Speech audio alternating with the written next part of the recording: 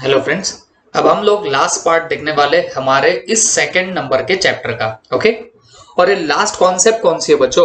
Accounting equation. Accounting equation. आप बोलेंगे sir accounting equation तो हम लोगों ने पहले भी देख के रखा था।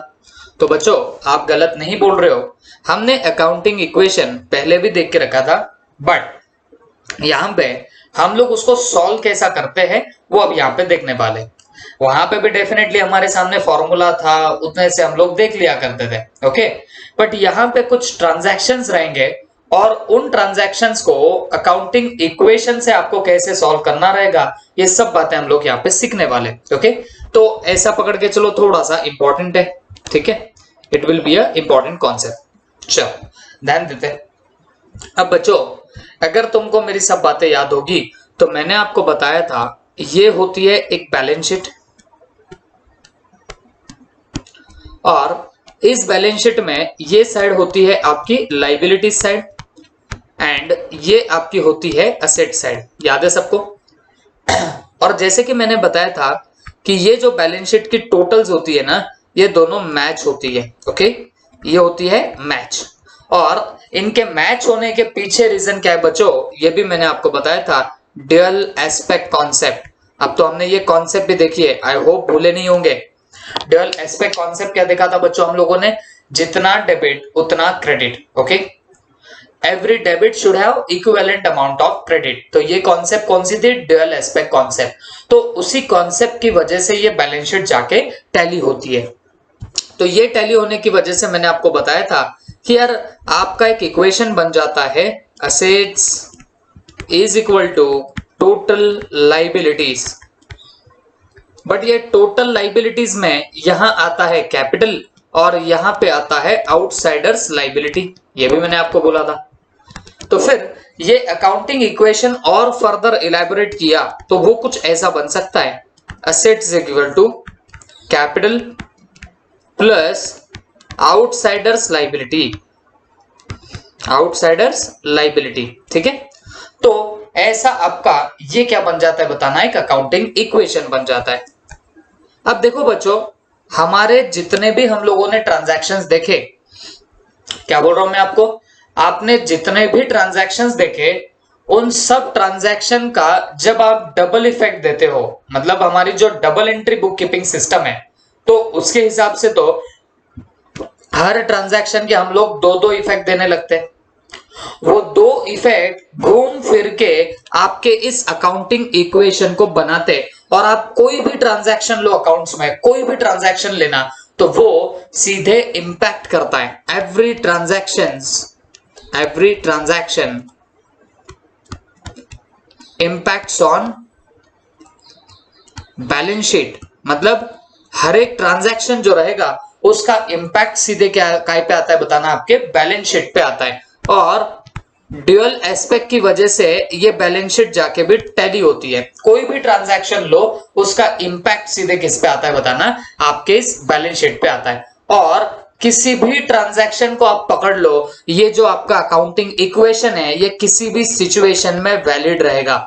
मतलब ये अकाउंटिंग इक्वेशन जो हम लोगों ने बनाया ये कभी भी प्रिवेल करेगा, हमेशा हमेशा याद रखो, अकाउंट में ये इक्वेशन बराबर मैच होता है, बोले तो होता है, अनलेस तुम गलती कर रहे हो।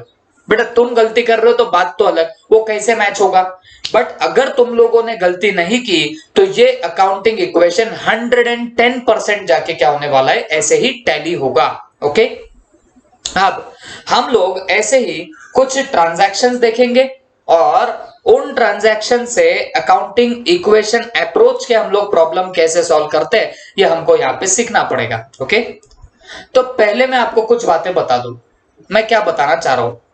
देखो बच्चों, जो भी आपका रिस्पेक्टिव ट्रांजैक्शन होता है, किसी भी टाइप का अगर आपका ट्रांजैक्शन होगा तो हमेशा याद रखना उसमें दो इफेक्ट आते हैं।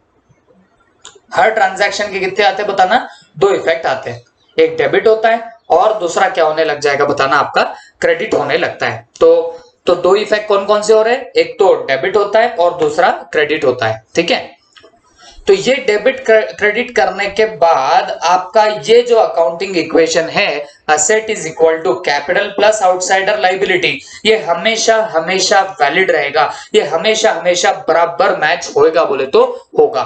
ओके, अब मेरी कुछ बातें आप लोगों को यहां पे समझनी पड़ेगी। देखो, हर एक ट्रांजैक्शन में आपको अब से देखना पड़ेगा ये तीन में से कौन से आइटम अफेक्ट हो रहे हैं।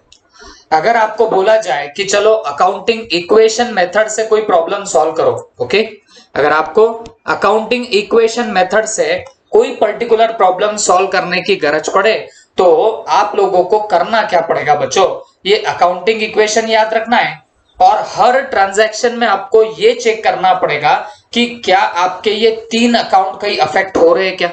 कौन से तीन account? Asset, capital and outsider liability. Okay, तो आप लोगों को ट्रांजैक्शन में, ईच ट्रांजैक्शन में आप लोगों को तीन ही बातें ढूंढनी पड़ेगी। कौन सी बातें ढूंढनी पड़ेगी बताना आपको?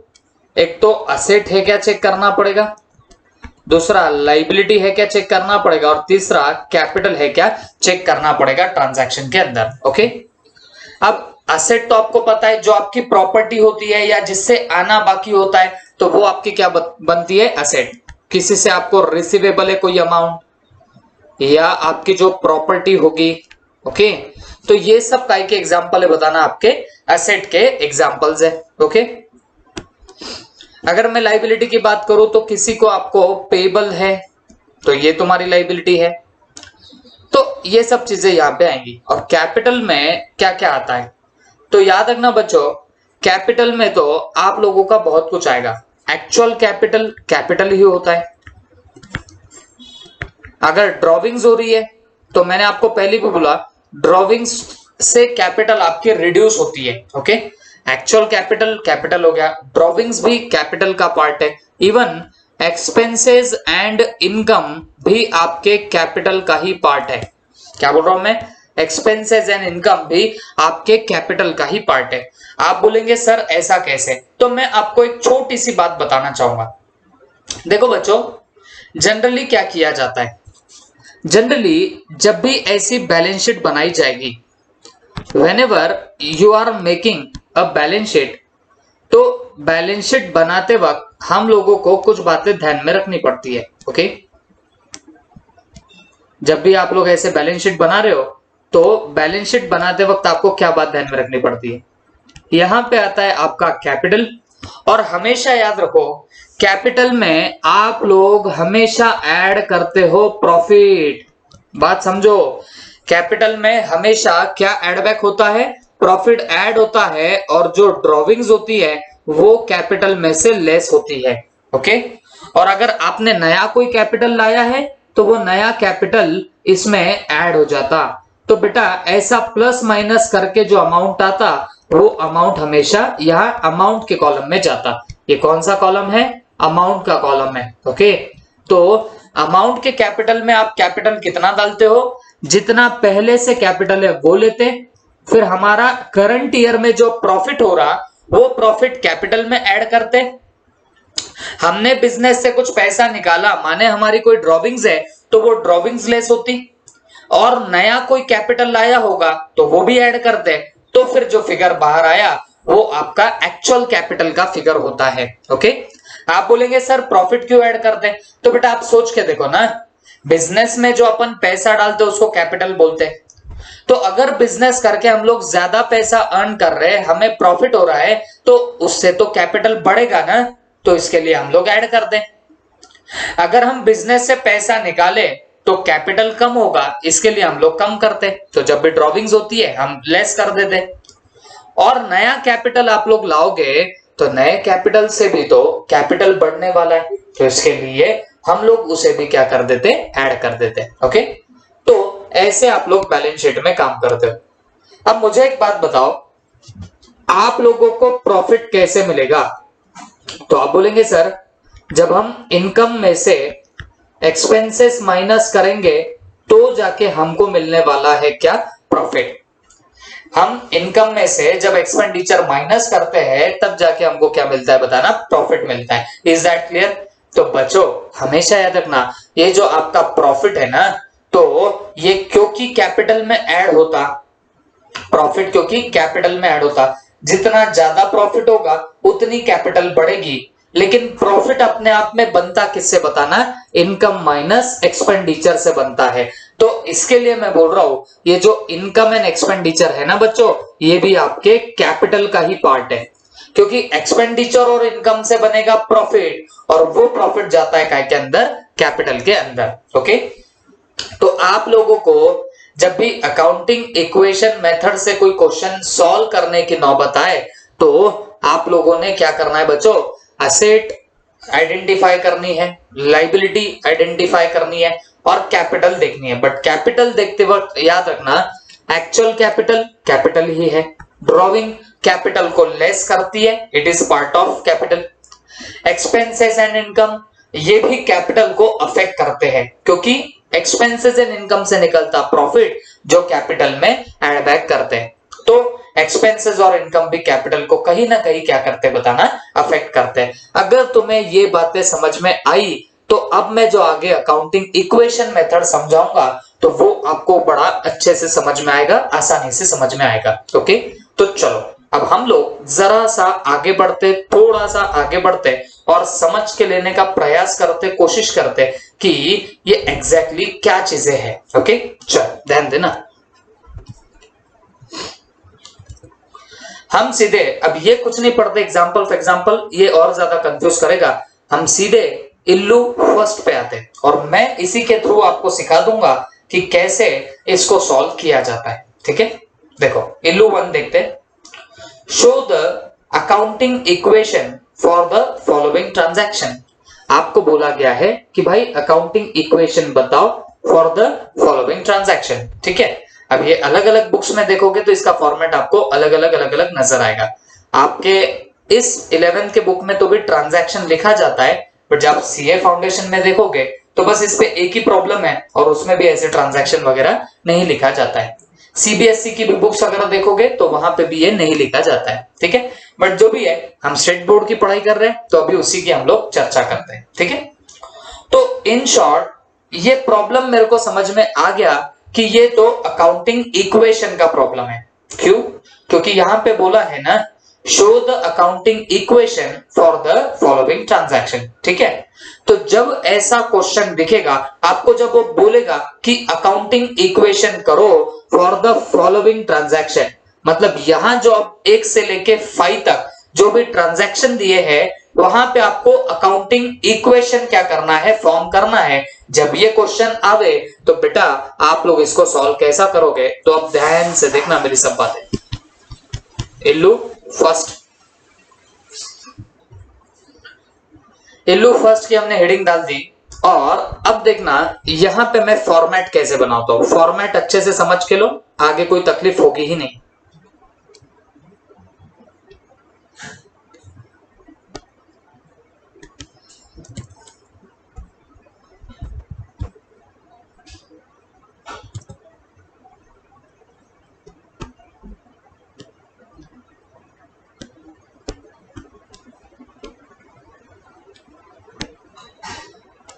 ये बन गया फॉर्मेट। क्या है, क्यों है, अभी सब समझ में आएगा, इसको रट्टा भी नहीं मारना है।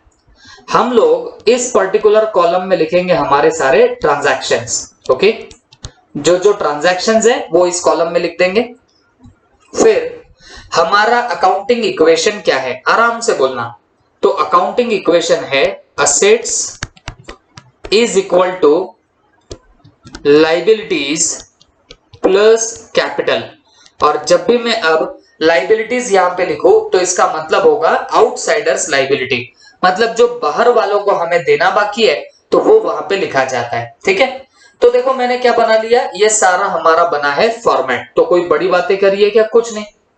हम लोग क्या करेंगे, एक कॉलम बनाएंगे जहां पे लिखेंगे ट्रांजैक्शन, इस कॉलम में पूरे आएंगे ट्रांजैक्शन, और अकाउंटिंग इक्वेशन के हिसाब से मैंने कॉलम बना लिया, क्योंकि यहां पे ट्रांजैक्शन ज्यादा है ना, 5 ट्रांजैक्शन है, तो हमको अकाउंटिंग इक्वेशन भी 5 ट्रांजैक्शन के लिए बनाना है।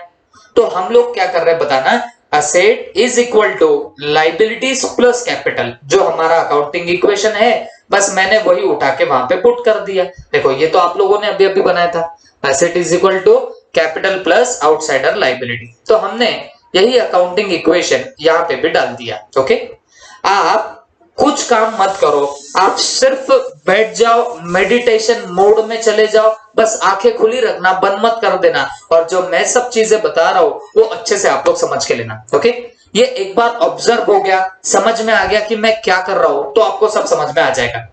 ये यहां से आगे मैं जो भी काम कर रहा हूं ना, आपका observation will be playing vital role. Observation proper है तो समझ के चलो, पूरा दिमाग में घुस जाएगा। ओके, चलो ध्यान देना मेरे पास में।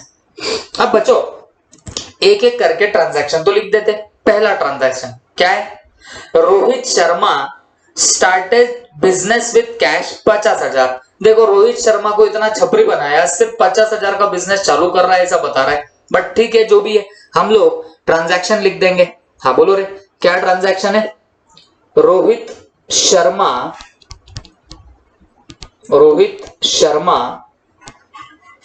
स्टार्टेड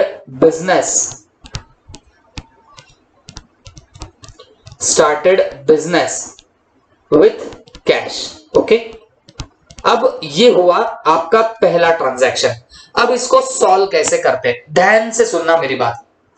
अब बच्चों आप लोगों से मैंने पहले ही प्रैक्टिस करवा के रखी हुई है, ट्रांजैक्शन को देख के ये आइडेंटिफाई करना कि इसमें अकाउंट कौन कौन से इन्वॉल्व है। याद करो हम लोग देखते थे ना, ऐसा ट्रांजैक्शन था तो हम लोग फिर देखते थे कि कौन से दो अकाउंट्स इसमें इन्वॉल्व है। ओके, दो अकाउंट मिल गए तो फिर हम एक टाइप के प्रॉब्लम ऐसे करते थे, हम उस अकाउंट को ये देखते थे कि ये पर्सनल अकाउंट है, रियल अकाउंट है कि नॉमिनल है, फिर वो मालूम पड़ा तो फिर डेबिट क्रेडिट का रूल लगाते थे।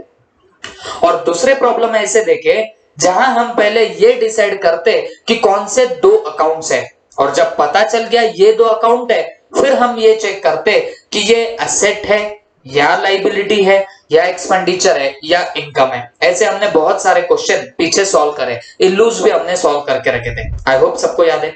तो बस वही कॉन्सेप्ट आपको यहां पे भी यूज करनी है for the purpose of solving this accounting equation के प्रॉब्लम। ओके, मेरी बात ध्यान से सुनना। अभी आपको जो मैं जैसे पूछता हूं आपके दिल से आवाजें निकलने दो। मेरा एक क्वेश्चन है आप लोगों को, Rohit Sharma started business with cash. Okay, और कितनी कैश बच्चों? 50,000 रुपए। तो अब तो मैं अमाउंट भी लिख देता, 50,000 की कैश से रोहित शर्मा ने बिजनेस स्टार्ट किया। ओके, मुझे एक बात बताओ, कौन से दो अकाउंट्स इन्वॉल्व है? आप बोलेंगे सर हमने ऐसे बहुत सारे प्रॉब्लम सॉल्व किए, रोहित शर्मा ने कैश लाया बिजनेस में तो एक अकाउंट आया, कौन सा? Cash account. दिमाग में फिट करो, अब दिमाग का खेल रहेगा। अब हमें लिखना कहीं नहीं है, बट हम लोगों को यहाँ पे इसको याद करना पड़ेगा। Is that clear? हमको क्या बोल रहा हूं मैं, लिखना कहीं नहीं है कि कौन से अकाउंट है, बट हमारे दिमाग में ये बात रखनी पड़ेगी। तो बताओ, Rohit Sharma started business with cash 50,000। तो बोलो आप लोगों के कौन से दो अकाउंट्स इन्वॉल्व है? पहला तो अकाउंट है हमारा कैश। ओके, क्योंकि बिजनेस में कैश आई तो पहला अकाउंट कौन सा रहेगा इसके अंदर? कैश। ओके, तो आप मुझे बताना कैश क्या है, इन तीनों में से क्या है? असेट है, लाइबिलिटी है, कैपिटल है। तो तुम बोलेंगे सर कैश तो हमारी असेट होती है, कैश तो हमारी क्या है? असेट है। तो कहीं ना कहीं जो कैश आई है वो तुम्हारी असेट है, ये भी तुमने डिसाइड कर लिया। अब मेरा नेक्स्ट क्वेश्चन, जब बिजनेस स्टार्ट करते हो कैश से तो असेट इंक्रीज होगी कि कम होगी? ये भी ऐसे भी टाइप के हमने क्वेश्चन सॉल्व किए। तो तुम बोलेंगे सर अगर बिजनेस में वो पैसा ला रहा ना, बिजनेस में कैश ला रहा ना, तो हमारी कैश बढ़ जाएगी, हमारी असेट्स बढ़ जाएगी। ये मानते हो सब लोग? हमने क्या किया, इस पर्टिकुलर ट्रांजैक्शन में दो अकाउंट कौन से निकलती ये देखना स्टार्ट किया। तो आपने मुझे बोला सर पहला अकाउंट आएगा कैश। मैंने आपको काउंटर क्वेश्चन किया, मैंने आपको बोला बेटा कैश असेट है, लाइबिलिटी है, कैपिटल है। तो तुमने बोला सर ये तो असेट है। फिर मैंने तुमको सवाल किया, अगर आप बिजनेस स्टार्ट कर रहे हो कैश से तो कैश डेफिनेटली असेट है, लेकिन तो क्या आपके कैश का बैलेंस इंक्रीज होगा कि डिक्रीज होगा? तो आपने बोलना चाहिए सर जब बिजनेस में पैसा लगाते हो तो कैश का बैलेंस बढ़ने लग जाता है। क्या होगा? कैश का बैलेंस बढ़ने लग जाएगा। Is that clear? तो फिर मुझे एक बात बताओ, इस ट्रांजैक्शन से क्या होगा? इस ट्रांजैक्शन से हमारे बिजनेस में कैश बढ़ेगी, इंक्रीज होगी, मतलब असेट इंक्रीज होगी। तो बेटा असेट इंक्रीज होगी तो कितने से होगी? 50,000 की कैश लाई ना, 50,000 की कैश ला रहे हो ना, तो 50,000 से हमारी असेट बढ़ने लग जाएगी। तो आप असेट में लिख देना कितना? 50,000। आप क्या कर देना? असेट में लिख देना कितना? 50,000। ठीक है। तो एक अकाउंट था कैश अकाउंट जो असेट थी, और कैश अगर बिजनेस में आई तो असेट बढ़ती, तो मैंने असेट में लिख दिया कितना? 50,000। ठीक है। और यहां पे लगा देता हूं इक्वल टू। अब बताओ, Rohit Sharma started business with cash, इसमें कोई दूसरा अकाउंट भी है क्या? तो आप बोलेंगे सर क्या बात कर रहे हो, दूसरा अकाउंट भी तो है ना, कैपिटल अकाउंट। सही है क्या? Second account is which account? Capital account. तो आप मुझे बताना कैपिटल अकाउंट यहां पे तीनों में से कहां पे है? तो थर्ड कॉलम जो आप लोग देख रहे हो यहां पे कैपिटल कॉलम है। आप मुझे बताओ, जैसे आप बिजनेस में पैसा डालोगे तो कैपिटल बढ़ेगा या कम होगा? तो आप बोलेंगे सर क्या बातें कर रहे हो, कैपिटल तो बढ़ता है। तो जब बिजनेस में पैसा डालोगे, हम कितना डाल रहे? 50,000। तो उससे क्या होगा? हमारा कैश बढ़ेगा बिजनेस के अंदर, माने हमारी असेट्स बढ़ेगी, असेट इंक्रीज होगी हमारे बिजनेस में। कितने से इंक्रीज होगी? 50,000 से होगी। तो हम लोगों ने असेट में कितना डाला? 50,000 डाला।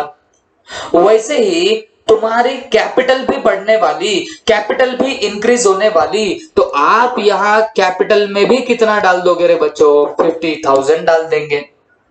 तो मतलब क्या हुआ? असेट इंक्रीज हुआ 50,000 से, और उधर से कैपिटल भी इंक्रीज हुई है 50,000 से।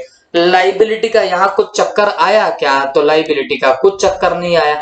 आप देखो अकाउंटिंग इक्वेशन मैच हो रहा है। देखो asset is equal to liabilities plus capital. Asset कितनी है? 50,000 है। लाइबिलिटी कितनी है? 0 है। कैपिटल कितना है? 50,000 है। 50,000 है। तो आपको समझ रहा होगा असेट है टोटल 50,000 और लाइबिलिटी प्लस कैपिटल मिला के कितना हो गया? 50,000 ही हो चुका है। ओके। तो अकॉर्डिंगली हम लोगों का ये पहला ट्रांजैक्शन यहाँ पे कंप्लीट हुआ। आई होप आपको समझा मैंने क्या किया। मैंने पहले कौन से दो अकाउंट है वो चेक किया, फिर वो असेट है कि लाइबिलिटी है कि कैपिटल है ये चेक किया। असेट है तो वो असेट इंक्रीज कर रहा कि डिक्रीज कर रहा ये चेक किया। अगर वो इंक्रीज कर रहा होगा असेट को तो मैं ऐड कर देता, और डिक्रीज कर रहा होगा तो मैं कम कर देता, लेस कर देता। ठीक है। ओके। तो ऐसे ही हम लोगों को करना पड़ेगा। वैसे ही कैपिटल के भी बारे में बात करेंगे तो भाई कैपिटल का भी कुछ ऐसा ही होगा। कैपिटल भी आपकी यहाँ पे क्या हो रही है? इंक्रीज हो रही है। तो हम लोगों ने क्या कर दिया? कैपिटल को बढ़ा दिया। ओके। तो बस ऐसे ही हमारा अकाउंटिंग इक्वेशन यहाँ पे बन गया है, क्लियर हो चुका है। ठीक है। ओके। अब हम लोग यहाँ पे देखते हैं सेकेंड अकाउंटिंग इक्वेशन। हम लोग क्या देखते हैं? Second accounting equation. देखो क्या लिखा है? Purchase goods from Dhoni on credit, और कितना बताना? 10,000। मतलब क्या हुआ? तुमने गुड्स परचेस करे किससे? धोनी से, और वो भी कैसे? क्रेडिट पे। बेटा वो तो रोहित शर्मा का बिजनेस है तो धोनी से तो संबंध आएगा ही आएगा। ओके। तो purchase goods from Dhoni on credit, और कितना किया है बताना? 10,000 का गुड्स उसने परचेस किया है। Is that clear? तो बच्चों मुझे एक बात बताओ, मैंने आपको पहले भी बताया, अब इसमें चेक करना रहेगा आपको कि दो अकाउंट कौन से, बट उसके पहले मैं यहां ट्रांजैक्शन लिख देता हूं। Okay. Purchased goods from Dhoni. Okay. और कितने के परचेस किया आपने गुड्स? 10,000 के। और यहां लिखा है on credit, purchase goods from Dhoni on what? Credit. और कितना परचेस किया? 10,000 का परचेस किया। तो बच्चों अब इस ट्रांजैक्शन को हम लोग कैसे टैकल करेंगे? ध्यान से सुनना मेरी बात। देखो बच्चों, जब भी हम लोग परचेज गुड्स करते हैं, ओके, तो हमारे पास में गुड्स आते हैं, माने स्टॉक हमारे पास में आता है, ठीक है। तो जब भी हम गुड्स परचेज करते हैं तो स्टॉक हमारे पास में आता है, तो स्टॉक भी आपकी एक असेट होती है। ये चीज हमेशा याद रखना, स्टॉक भी तुम्हारा क्या होता है, एक असेट का ही पार्ट होता है, ठीक है। तो मैं परचेस में गुड्स पर मैं अगर क्रेडिट में परचेस करूं गुड्स या कैश में परचेस करूं, मेरे पास में तो क्या आएगा, स्टॉक, और स्टॉक तो मेरी क्या है, असेट। तो परचेस करने से स्टॉक आपका बढ़ेगा। तो बच्चों, जब भी आप परचेस करोगे सपोज 10,000 का, तो आपकी एक असेट बढ़ जाएगी, दैट इज स्टॉक। ये क्या होने वाली है, बढ़ने वाली है, ओके। दूसरी बात, क्योंकि आप ये जो गुड्स परचेस कर रहे हो ये क्रेडिट पे परचेस कर रहे हो, क्रेडिट मतलब उधारी, मतलब हम लोगों को अब इस पार्टी धोनी को पैसा देना बाकी होगा, और जिसे भी पैसा देना बाकी होता है वो हमारे लिए क्या बनती है, लाइबिलिटी। तो अकॉर्डिंगली ये जो धोनी रहेगा ये हमारे लिए क्या बनने वाली है, लाइबिलिटी। और जो भी आपकी लाइबिलिटी होती है बच्चों, उसको आपको बढ़ाना है, और बढ़ाना है इसके लिए हम लोग लाइबिलिटी के कॉलम में भी 10,000 ऐड बैक कर देंगे। यहां पे 10,000 डालने के पीछे रीजन क्या है, आपने धोनी से गुड्स परचेस करे हैं क्रेडिट पे, उधारी पे, तो उसे पैसा देना बाकी है। जितना ज्यादा क्रेडिट पे परचेस करोगे उतना ज्यादा पेमेंट करना बाकी दिखेगा, दैट इज वाई आप लोगों को इसे क्या करना पड़ेगा, लाइबिलिटी में डालना पड़ेगा, ओके। और यहाँ कैपिटल का तो कोई नामो निशान नहीं है, तो आप चेक कर लो क्या अकाउंटिंग इक्वेशन यहाँ पे टैली हो रहा है क्या, तो आप बोलेंगे सर जी हाँ, असेट्स की देखो 10,000 है, लाइबिलिटी 10,000 है, और प्लस कैपिटल इज 0, तो लाइबिलिटी और कैपिटल का टोटल आया 10,000 एंड असेट्स का टोटल है 10,000, तो ये इक्वेशन जाके टैली हो रहा है, ओके। बट इसके भी पहले मैं आपको एक चीज और बताना चाहूंगा बच्चों, हमेशा क्या होता है, हर ट्रांजैक्शन के बाद आप लोगों ने टोटलिंग जरूर करते रहना। अब जैसे पहला ट्रांजैक्शन हुआ तो असेट्स की पूरी टोटल कितनी आई, 50,000, तो यहां पे लिख देने का 50,000 इज इक्वल टू लाइबिलिटी की टोटल कितनी थी, डैश 0, फिर प्लस कैपिटल की अब तक की टोटल कितनी थी, 50,000, तो यहां पे लिख दिया 50,000, दैट्स इट। और वैसे ही जब अब सेकेंड ट्रांजैक्शन कंप्लीट हुआ तो अब पूरे असेट्स की टोटल ले लो। अब ये कैसे आएगी बताना, देखो पहले असेट की टोटल थी 50, ये 50 और ये 10, ये दोनों मिला के कितना हो गया, 60,000 इज इक्वल टू लाइबिलिटी की पहले की टोटल कितनी, 0, और फिर ये 10,000, तो बोलो ये कितना हो गया, 10,000 प्लस पहले का कैपिटल कितना 50,000 और बाद में कितना 0, यहां कुछ नहीं हुआ तो ये 50,000 यहां पे आ गए। तो आपको समझेगा 60,000 इज इक्वल टू 10,000 प्लस 50,000। ये अब आप हर ट्रांजैक्शन के बाद करते जाओ, तो अगर ये टोटल बराबर मैच कर रही, इक्वेशन फिट बैठ रहा, इसका मतलब तुम बराबर ट्रैक पे चल रहे हो, ओके। तो ऐसे आपको ध्यान में रखना पड़ेगा। सेकेंड ट्रांजैक्शन वापस से बताता हूं, जब भी आप purchase of goods from Dhoni कर रहे हो तो गुड्स परचेस करते हो तो आपके पास में आता है स्टॉक, और स्टॉक है हमारी असेट, ओके। और जब भी आप परचेस करोगे तो स्टॉक बढ़ेगा, तो ये स्टॉक को बढ़ाने के लिए क्या करते हैं बताना, उसको डेबिट किया, सॉरी स्टॉक को बढ़ाने के लिए आप लोग क्या करोगे, असेट्स में आप लोग डाल दोगे। तो इसके लिए हमने असेट में 10,000 डाला, और फिर वैसे ही आपने क्योंकि लाइबिलिटी में परचेस किया तो तुम्हें धोनी को पैसे देने बाकी थे, तो फिर इसके लिए हम लोगों ने लाइबिलिटी में भी कितने डाल रखे हैं, 10,000 डाल के रखे हुए। आई होप सबके दिमाग में गया, ओके। उसके बाद अब यहां पे हम लोग लिखते हैं हमारा थर्ड नंबर का ट्रांजैक्शन। अच्छा कौन सा है थर्ड नंबर का ट्रांजैक्शन, देखो 2 हो गए हमारे। अब थर्ड नंबर पे है sold goods to Virat on credit, मतलब आप लोगों ने विराट को गुड्स क्या करे हैं, सेल किए हैं, और वो भी काय पे की है, क्रेडिट पे।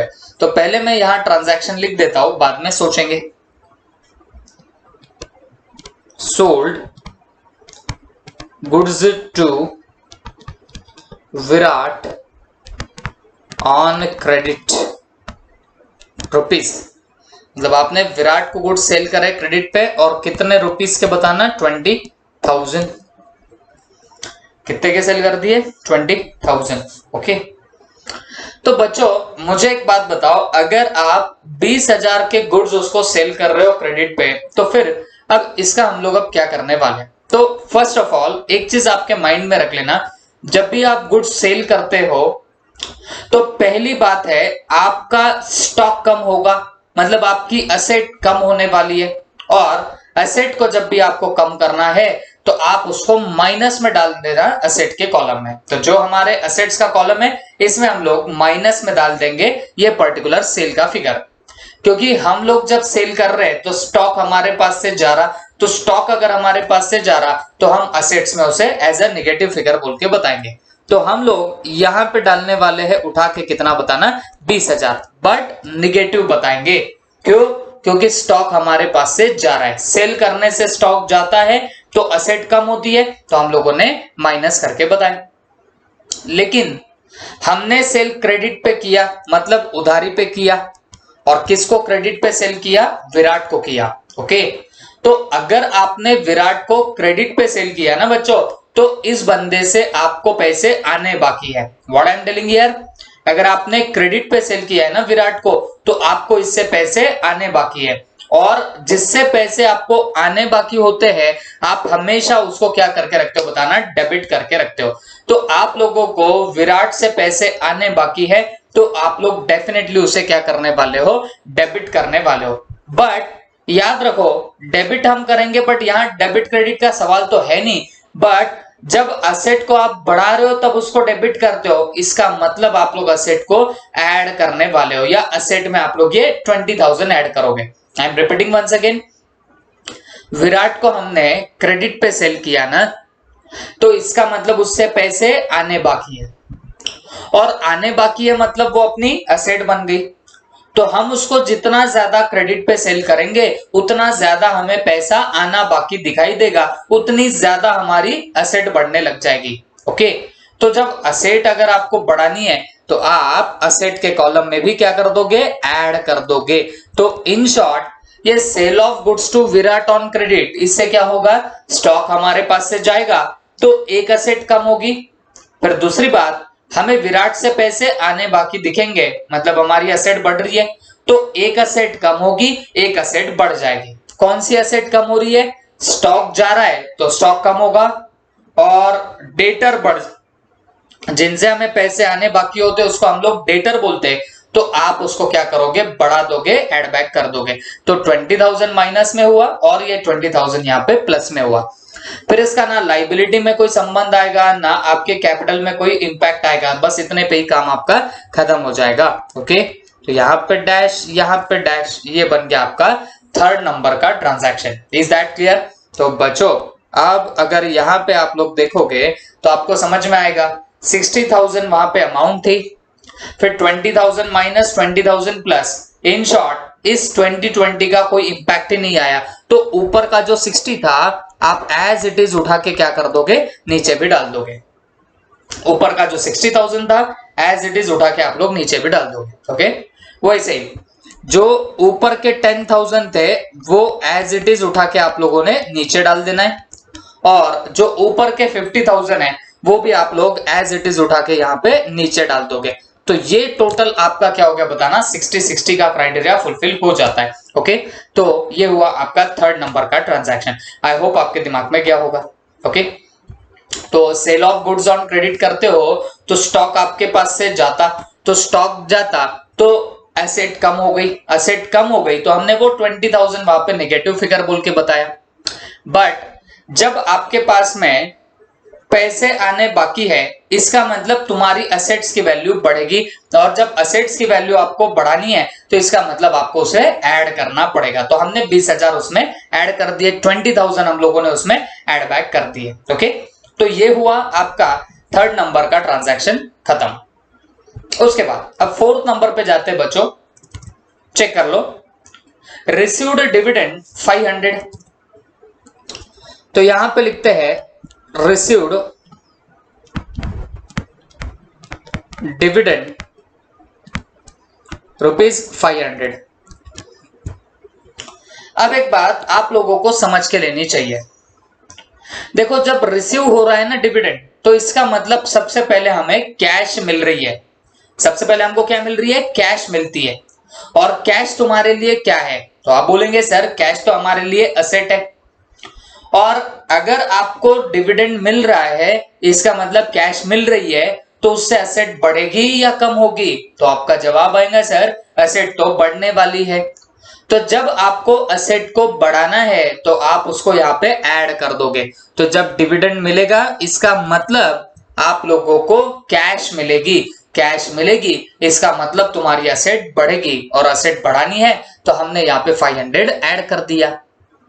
बट हमें किस चीज के लिए कैश मिली, तो हमें डिविडेंड के लिए कैश मिली है। ओके, तो बच्चों ये जो आपका डिविडेंड रहेगा ये तुम्हारी इनकम बन जाएगी। ओके, ये डिविडेंड तुम्हारी इनकम बनेगी, क्योंकि इसी डिविडेंड के लिए हमें क्या मिला है, पैसा। आपको अगर याद नहीं हो डिविडेंड का मीनिंग, तो मैं वापस से आपको बताना चाहूंगा।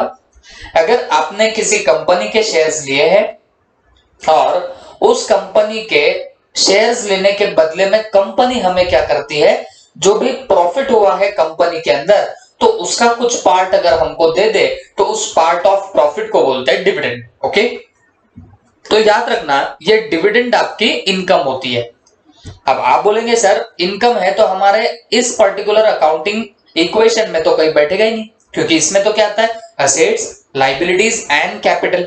बट बच्चों एक बात आपको ध्यान रखनी पड़ेगी, मैंने आपको बताया ना कि अकाउंटिंग इक्वेशन में हमेशा याद रखना जो भी आपका एक्सपेंडिचर होता है वो कैपिटल पे इंपैक्ट करता और वो कैपिटल में से लेस करना पड़ता। और अगर तुम्हें कोई इनकम हो रही है इसका भी इंपैक्ट कैपिटल पे आएगा और आपको ये इनकम को ऐड करना पड़ेगा कैपिटल के अंदर। तो डिविडेंड हमको मिल रही है तो ये डिविडेंड से कैपिटल बढ़ेगा क्योंकि ये इनकम है, और जितनी ज्यादा इनकम उतना ज्यादा प्रॉफिट, और उतना ज्यादा वो किसके अंदर ऐड हो जाएगा बताना, आपके इस पर्टिकुलर कैपिटल के अंदर ऐड हो जाता है। ओके, तो ये जो 500 रहेगा हम लोग क्या करने वाले बच्चों, कैपिटल में भी ऐड बैक कर देंगे। ओके, तो इसको भी हम लोग यहाँ 500 ऐड करने वाले हैं। ठीक है, तो 500 इज इक्वल टू व्हाट, अगर आप देखोगे ध्यान से लाइबिलिटी में कुछ नहीं, प्लस यहाँ पे क्या डाल के रखा है बताना, 500। तो ऐसा करके आप लोगों का यहाँ पे क्या हो जाता है बताना, पूरा काम तमाम हो जाता है। तो रिसीव डिविडेंड 500 था, और फिर यहाँ पे आप लोगों ने एसेट्स 500 लिखा is equal to dash plus 500। तो आपको समझ रहा होगा इक्वेशन टैली हो रहा है। ओके, लाइबिलिटी और कैपिटल का टोटल कितना रहा है 500, एसेट का टोटल है 500, तो ये क्या हो गया, टैली हो गया। ओके, बट मैंने जैसे बताया हर ट्रांजैक्शन के बाद आप लोगों को यहां टोटलिंग करनी पड़ती। कैसे, देखो 60,000 ऊपर है, नीचे 500 है, तो टोटल कितना आ रहा है बताना, 60,500 का इज इक्वल टू, बोलो ऊपर का टोटल नीचे ले लो, कितना आ जाएगा 10,000, प्लस बताओ 50,000 प्लस 500 दिस कम्स टू कितना, तो बेटा सीधे सीधे बोलूंगा ये आता है 50,500। कितना आएगा, 50,500 आएगा। ओके, तो बच्चों अगर आप देखोगे असेट से टोटल 60,500 की, और लाइबिलिटी एंड कैपिटल का जो टोटल आ रहा वो भी 60,500 ही आ रहा। इसका मतलब हम जो काम कर रहे हैं वो राइट डायरेक्शन में जा रहा है, हमारा अकाउंटिंग इक्वेशन बराबर टैली होता हुआ आगे बढ़ रहा है। ओके, उसके बाद अब लास्ट ट्रांजैक्शन हम लोग देखेंगे बच्चों, और ये लास्ट ट्रांजैक्शन क्या है बताना, पेड फॉर एडवर्टीजमेंट। ओके, मतलब आप लोगों ने एडवर्टीजमेंट के लिए पे किया, कितना पे किया, 500 रुपीज पे किया। तो हम यहां पे लिख देंगे 5th नंबर पे, paid for advertisement. Okay, rupees 500 paid for advertisement, और कितना आएगा बताना, 500। ठीक है, अब मुझे एक बात बताना, एडवर्टाइजमेंट के लिए पे करते हो तो इसका मतलब तुम्हारे पास से जाएगा पैसा, कैश आपके पास से जाने वाली है, और कैश आपको बहुत अच्छे से पता है कि वो असेट होती है। तो जब आप एडवर्टाइजमेंट के लिए पे करोगे तो आपकी कैश जाएगी, इसका मतलब तुम्हारी असेट कम होने वाली है, और असेट कम होगी तो आप असेट में बता देना -500।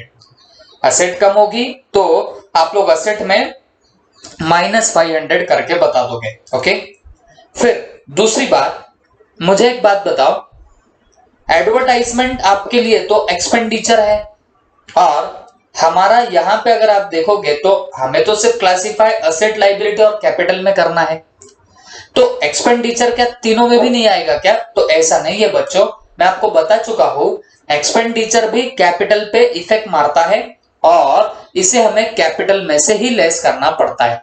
तो अगर एडवर्टीजमेंट का एक्सपेंडिचर किया तो इससे कैपिटल आपका कम हो जाएगा और आप कैपिटल में -500 करके बता दो तो आपका काम बन जाएगा। ओके, तो अब देखो मेरा ये अकाउंटिंग इक्वेशन टैली हो रहा है क्या? तो हो रहा है। 500 यहां निगेटिव में है एसेट्स में, और लाइबिलिटी और कैपिटल का भी टोटल देखोगे तो वो भी निगेटिव 500 ही आपको यहाँ पे नजर आने वाला है। ओके, तो ये हुआ आपका 5th नंबर का पॉइंट खत्म। और in this way we have completed our whole problem. अब सिर्फ लास्ट में एक बार टोटल करके देख लो कि क्या पूरा अकाउंटिंग इक्वेशन जम रहा है, टैली हो रहा है क्या, ये हमें देखना पड़ेगा। 60,500 -500, तो ये टोटल कितना आता है बताना, 60,000 आ जाएगा, इज इक्वल टू 10,000 और नीचे है डैश, तो ये कितना आएगा बताना, 10,000 आएगा, प्लस 50,500 -500, तो ये कितना आ जाता है बताना, 50,000 आ जाता है। ओके, तो अगर तुम ये टोटल देखोगे तो 60,000 है एसेट में, और लाइबिलिटी और कैपिटल का भी टोटल कितना आ रहा है बताना, 60,000 ही आ रहा है। ओके, तो ये बना आप लोगों का पूरा ये क्वेश्चन नंबर 1, इल्लू 1 हम लोगों ने यहाँ पे इन दिस वे कंप्लीट कर लिया। ठीक है, हाँ, प्राइमरीली पहले पहले जरूर लगता है कि ये थोड़ा डिफिकल्ट जाता, बट ये अच्छे से देख लो, फिर इसके बाद हम लोग और जो प्रॉब्लम करेंगे तो आपकी ग्रास्प और तगड़ी होने लग जाएगी। ओके, तो आप लोगों को बस अच्छे से यहाँ पे प्रिपरेशन करनी है। ठीक है, थैंक यू।